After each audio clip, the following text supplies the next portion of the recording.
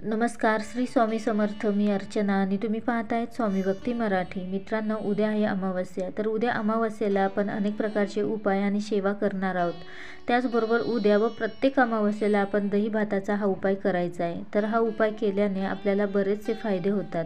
तर हा उपाय करताना बऱ्याच वेळा आपल्याकडनं बऱ्याचशा चुका होऊन जातात आणि त्यामुळे त्याचा कोणताही प्रभाव आपल्याला बघायला मिळत नाही.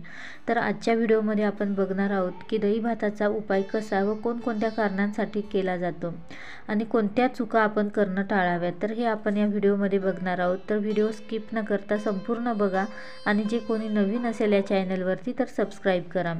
तर हा दही भाताचा उपाय जर आपल्या घरामध्ये वास्तुदोष असतील तर त्यासाठीही तुम्ही हा उपाय करू शकता दर अमावस्येला.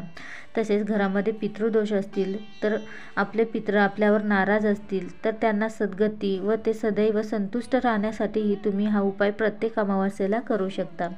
त्यानंतर घरातील व्यक्तींना लहानांपासून ते मोठ्यांपर्यंत जर त्यांना नजर लागली असेल तर त्यासाठीही तुम्ही हा दही भाताचा उपाय करू शकता.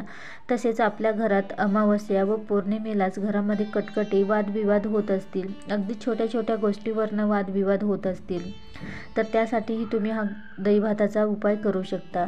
तसेच एखाद्याला या तिथींनाच भीती वाटत असेल तर त्यासाठीही तुम्ही हा उपाय करू शकता. तर दही भात कसा बनवायचा, तर एक मूठ तांदूळ घ्या आणि तो निवडून स्वच्छ करून घ्या आणि त्यामध्ये मीठ न टाकता अळणी भात आपल्याला शिजवायचा आहे आणि हा भात थंड झाल्यानंतरच आपल्याला हा उपाय करायचा आहे. तर हा दही भात तुम्हाला जर पितरांना नैवेद्यासाठी किंवा पितरांच्या नावाने घास ठेवण्यासाठी घ्यायचा असेल तर तो एका पत्रावळीवर किंवा केळीच्या पानावर ठेवू शकता.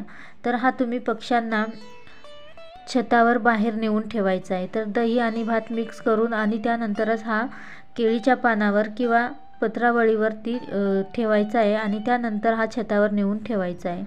त्याचबरोबर वास्तुदोषासाठी आपल्याला हा दही भात ठेवायचा असेल तर एका भांड्यामध्ये आपल्याला दही आणि भात मिक्स करून त्याचे 4 भाग करून घ्यायचे आहे आणि आपल्या घराच्या बाहेर घराच्या 4ही बाजूने आपल्याला टाकायचे आहे किंवा ठेवूही शकता.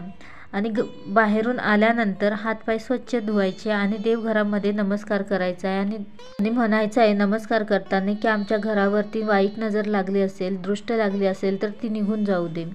त्यानंतर हा उपाय तुम्ही दिवसभरामध्ये केव्हाही करू शकता.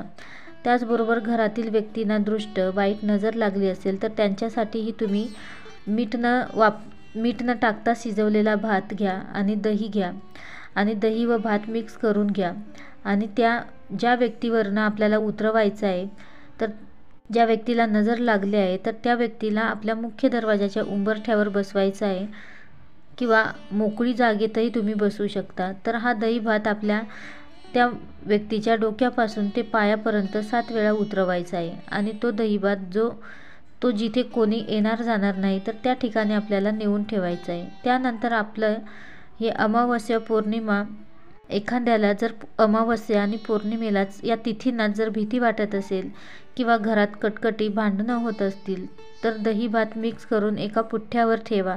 तर हे रात्री झोपण्याच्या आधी बाथरूमच्या खिडकीत किंवा सांडपाणी ज्या ठिकाणी जातं तर त्या ठिकाणी आपल्याला हा दही भात ठेवायचा आहे. तर हे आपल्याला झोपण्याच्या वेळेला आपल्याला हे ठेवायचं आहे आणि सकाळी हे उचलून जिथे कोणी येणार जाणार नाही तर त्या ठिकाणी आपल्याला हा दही भात टाकून यायचा आहे आणि तिकडनं आल्यानंतर हातपाय धुवून घ्यायचा आहे. तर पितरांचा आत्मा शांत राहण्यासाठी नक्कीच तुम्ही हे उपाय करून बघा. तर हे उपाय प्रत्येक अमावस्येला करा. नक्कीच तुम्हाला त्याचा चांगला फायदा होईल आणि तुमच्या घरामध्ये जर कटकटी वादविवाद असतील, पितृदोष असेल तर तेही कमी होतील.